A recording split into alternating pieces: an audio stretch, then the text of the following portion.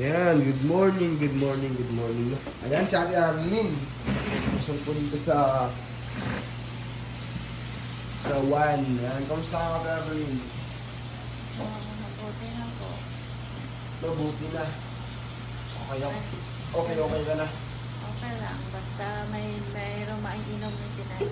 Isang ininom ng inis. Bakit wala na yung gamot mo? Wala na yung gamot mo? Wala na. Ubus na? Gawan dami nun? 2 times a day yun eh. Diyos Isang linggo yun, no? Yung Hindi isa lang. lang yung mayroon pa yung isang maliit. Yung once a day. Yung 2 times a day. Yan. Ano anak ko eh. Diba wala na nga akong pambili gata. Pambili gatas. Wala nga eh. Bibigyan mo. Bibigyan ka ng... Pambili gata. Oo. Ba't Arlene, pamilya mo ba?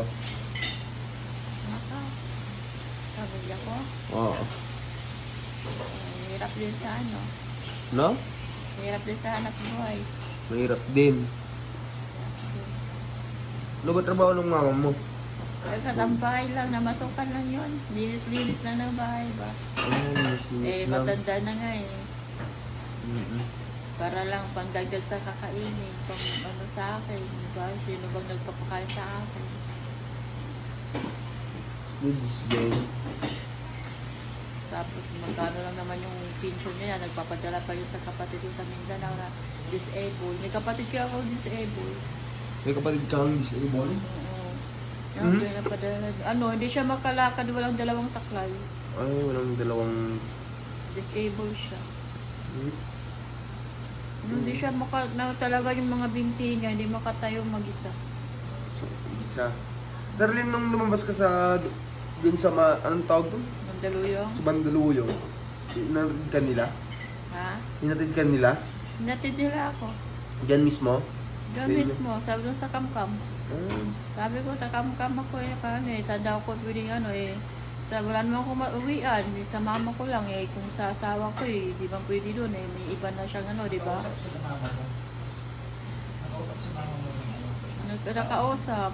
Yun nga, nakausap sila, tapos sabi lang doon, yun nga, humingi nga lang ng sa munisipyo, sa DSWD, tungkol na sa gamot.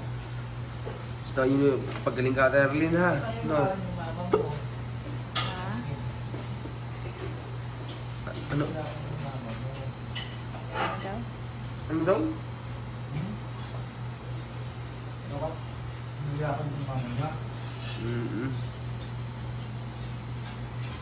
Hindi ko rin maintindihan eh. Huwag mo ano din. Basta.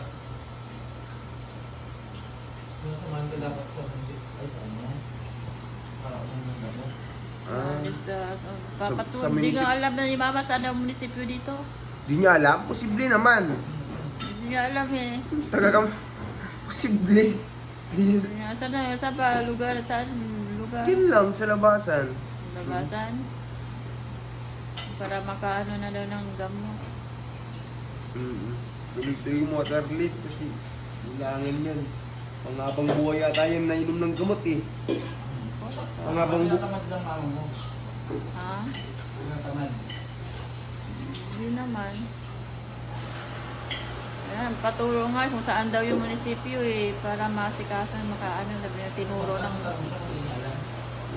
Oo, magtanong-tanong. Hindi niya alam. Ayan po muna mga kababayan yung updatean kay Ate Arlene. Ayan. Yung bigyan ka ba ng mga kapatid mo? Wala namang bibigay sa akin mga kapatid ko. Hindi mo nagbibigay sa akin. Si Mama nga lang nagpapakain sa akin at saka kayo dito, yung gamot ko. Yun lang. Hirap nga sa Ayan po muna mga kababayan yung updatean kay Ate Arlene. Hanggang ganyan na lang po and God bless po sa inyo. Bye-bye po.